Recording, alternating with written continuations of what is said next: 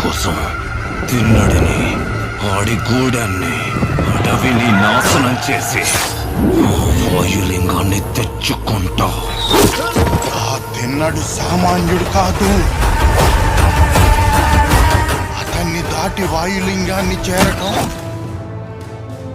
चलिए आज बात करते हैं एक आने वाली बड़ी तेलुगु फिल्म की, कन्नप्पा. सुनने में आ रहा है कि 2025 की सबसे अहम आध्यात्मिक फिल्मों में से एक हो सकती है ये. हाँ बिल्कुल, और ये सिर्फ एक कहानी नहीं है बल्कि भगवान शिव के एक भक्त कन्नप्पा की मतलब एक असाधारण यात्रा है. हाँ, एक शिकारी जो भक्ति के ऐसे शिखर पर पहुंच गया जहाँ सोचना भी मुश्किल है. सही कहा. ये प्रेम, त्याग और वो जो आध्यात्मिक जागृति होती है उन सब गहराइयों को छूती है. कहानी अपने आप में बहुत पावरफुल है. और इसे बना कौन रहा है?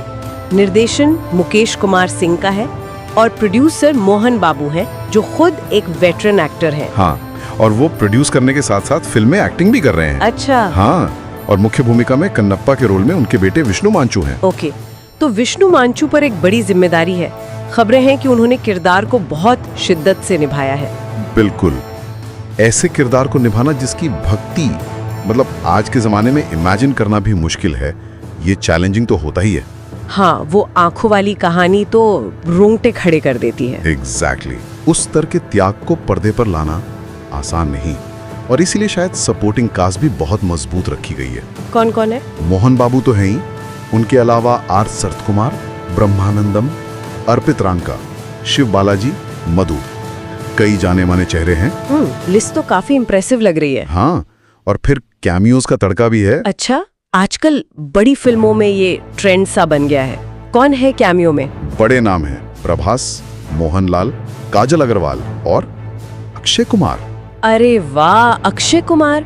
ये तो उनकी पहली तेलुगु फिल्म होगी शायद. जी हाँ, ये उनका तेलुगु डेब्यू है, तो ये फिल्म के स्केल को और बढ़ा देता है. बिल्कुल, इतने सारे स्टार्स. लेकिन इससे भी ज्यादा एक दिलचस्प बात पता चली है. क्या? कि प्रभास और मोहनलाल जैसे सुपरस्टार्स ने मतलब इस फिल्म के लिए कोई फीस चार्ज नहीं की है. सच में? ये तो बहुत बड़ी बात है. हाँ, ये दिखाता है कि कहानी और उसके आध्यात्मिक संदेश के प्रति उनका कितना सम्मान है. ये अपने आप में फिल्म के मूल भाव मतलब समर्पण को दिखाता है. सही बात है. ये फिल्म के मैसेज को और वजन देता है. अच्छा, इतने बड़े स्टार्स, भव्य कहानी, तो जाहिर है बजट भी बड़ा होगा. हाँ, सुनने में आया है कि करीबन 120 करोड़ का बजट है. 120 करोड़? तो पैसा कहाँ लग रहा है? मतलब विजुअल्स ग्रैंड होंगे. बिल्कुल, एक यादगार विजुअल एक्सपीरियंस देने की पूरी कोशिश होगी. और एक इंटरेस्टिंग चीज यह है कि शूटिंग न्यूजीलैंड में भी हुई है. न्यूजीलैंड? कहानी तो दक्षिण भारत की है. ये थोड़ा अजीब नहीं है? तो देखना होगा कि सिनेमेटोग्राफर शेल्डन चाओ इसे कहानी से कैसे जोड़ते हैं. लेकिन हाँ, भव्यता पर जोर है. एडिटिंग एंथनी कर रहे हैं, जो बड़े एडिटर माने जाते हैं. तो टेक्निकल टीम भी टॉप की है. संगीत का क्या सीन है? म्यूजिक स्टीवन डेवेसी का है. कहा जा रहा है कि वो भक्ति संगीत को मॉडर्न ऑर्केस्ट्रेशन के साथ पेश करेंगे. अच्छा, ये सुनने में दिलचस्प लग रहा है. भक्ति और मॉडर्न का फ्यूजन. हाँ, ऐसी फिल्मों में संगीत बहुत अहम होता है. उसे आत्मा को छूना होता है और आज की ऑडियंस से कनेक्ट भी करना होता है. और ये पैन इंडिया रिलीज हो रही है, राइट? जी बिल्कुल. यशराज फिल्म्स नॉर्थ में, पैन मरुधर और आशीर्वाद सिनेमास जैसे बड़े नाम डिस्ट्रीब्यूशन में शामिल हैं. तो पहुंच तो बड़ी होगी. और रिलीज डेट भी आ गई है. हाँ, 27 जून 2025, अगले साल गर्मियों में. तो कुल मिलाके ये सिर्फ एक महंगी फिल्म नहीं लग रही. इसमें कहानी, कास्ट, विजन और एक आध्यात्मिक गहराई का कॉम्बिनेशन दिख रहा है. सही कहा.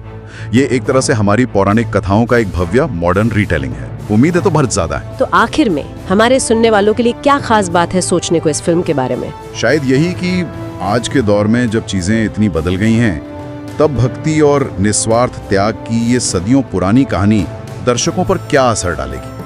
क्या कन्नप्पा का वो अटूट विश्वास आज भी लोगों को कनेक्ट कर पाएगा? और ये बात कि इंडस्ट्री के इतने बड़े स्टार्स बिना पैसों के इस कहानी से जुड़ रहे हैं, क्या ये खुद उस कहानी के संदेश, समर्पण को और ज्यादा मायने नहीं देता? ये सोचने वाली बात है कि आज के जमाने में डिवोशन या सरेंडर का मतलब क्या है.